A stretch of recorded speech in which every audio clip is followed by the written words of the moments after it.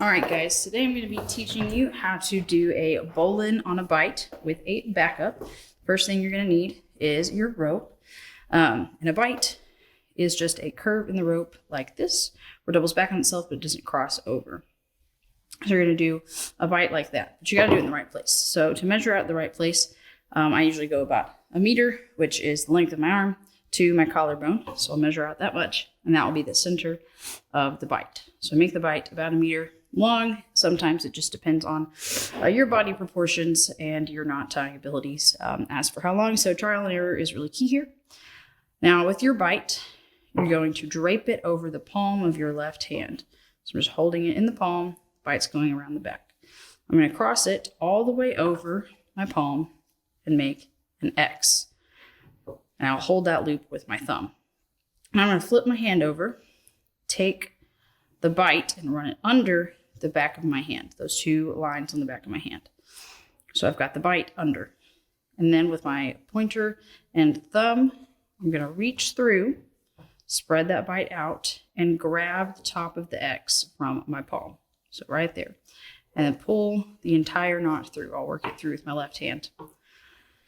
So you'll have this, which is pretty much your whole knot. You just got to tighten it up. Before you tighten it up, you want to make sure it is a neat knot, so none of your lines are crossing. So with mine, I always have to flip those two ropes to get it to be neat. Depending on how you work yours, that may be different. And then to tighten it up, we're going to pull right here to tighten that new bight over there. Tighten it up so it's all nice and good. You want to make sure your loops are about the same size, so one is not bearing all the weight. So just make sure you've got them the same size. Tighten it all up as best you can. Now, before you go ahead and tie your backup, because this is a bowline on a bight with a backup, we're going to check and make sure you've done it right. And to make sure you've done it right, you want to pull on both sides of the loops here. So we're going to pull on one side, make sure it doesn't slip.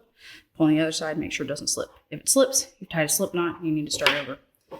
But after you've tied your bowline on a bight and checked it, to make your backup, you're going to take the part of the rope that's connected to the rest of the rope, the part that's going to be going up the pole, and you're going to put your index finger of your left hand pointing up on that rope.